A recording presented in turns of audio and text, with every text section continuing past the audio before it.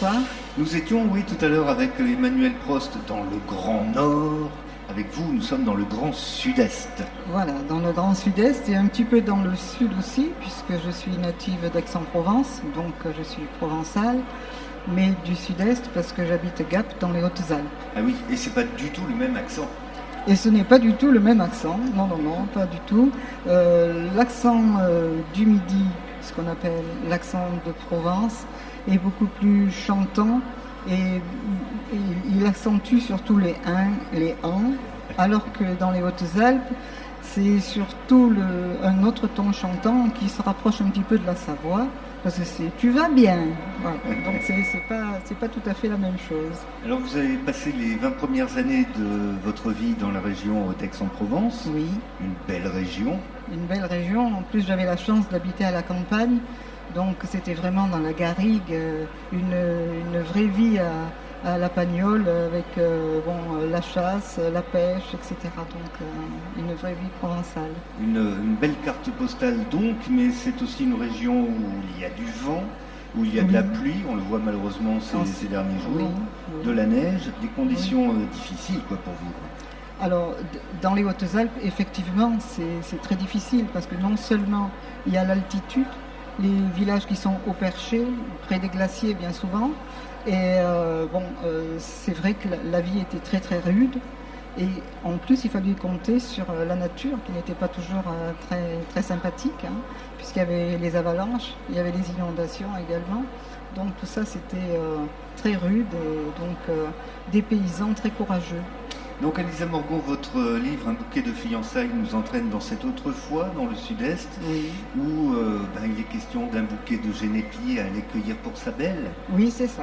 C'est cela parce qu'on parle beaucoup du génépi, enfin surtout dans ma région. On en parle souvent au mois d'août et à cause des accidents qui se passent pour aller cueillir justement ce génépi. Et j'avais envie de parler de cette fleur qui est vraiment rare et qui est protégée, autrement que par des accidents. Alors, il est évident que dans mon histoire, il y a un accident, effectivement, mais qui finit bien sûr. Mais au moins, je peux me permettre de présenter la fleur autrement que sur un fait divers. Voilà, c'est ce qui m'intéressait. Avec l'histoire de deux hommes qui veulent conquérir leur belle. Voilà, et la même jeune fille. Et oui, c'est ça l'embêtant. Voilà. Et donc, il va falloir qu'il cueille le plus beau génépi qui puisse exister. Et pour cela, il faut grimper sur une montagne qui est très difficile, très abrupte, et qui a même une grande faille dans laquelle il ne faut surtout pas tomber. Et donc, tous les deux vont vouloir cueillir ce plus beau génépi, puisque la tradition et la coutume du village veut que l'on remette un très beau bouquet de génépi, et qui va devenir un bouquet de fiançailles. C'est une très très belle tradition, elle est tellement belle qu'on se dirait que ce n'est pas possible.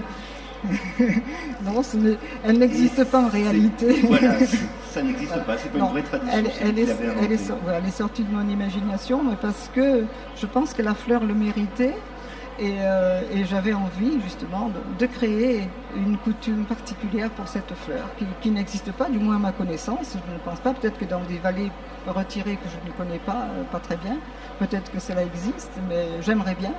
Mais voilà. On sent que vous avez un vrai amour pour les gens de ce pays. Vous avez dû vous nourrir dans vos souvenirs d'enfance. Alors pour ce qui est de la Provence, parce qu'en fait la Provence c'est très grand.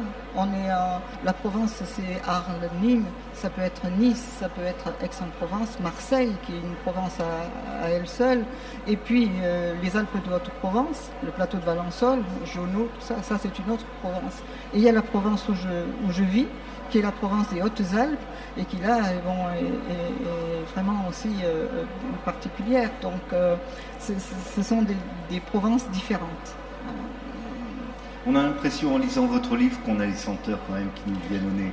Alors ça pour moi c'est très important. Les couleurs et les senteurs de la Provence, que ce soit de la Provence d'en bas ou de la Provence d'en haut, comme je dis, parce qu'il y a une flore totalement différente. En Provence, c'est le fenouil, le thym, le romarin. Les Alpes de Haute-Provence, ce sera la lavande, ce sera les amandiers. Et chez moi, il y a un petit peu moins de fleurs, bien sûr, dans les Hautes-Alpes, donc à part le génépi et les edelweiss. C'est la première fois, Elisa, que vous venez sur la foire du livre de Brive? Oui, c'est la première fois et je remercie les organisateurs et mon éditeur de m'avoir invité parce que pour moi c'était important de venir un petit peu dans le nord, parce que pour moi c'est presque ça. D'accord. Il a fallu faire 700 km pour venir vous retrouver. Mais bon, je suis souvent sur les salons du Sud et c'est vrai que pour moi c'était important de venir à Brive pour rencontrer de nouveaux lecteurs et pour présenter mes ouvrages.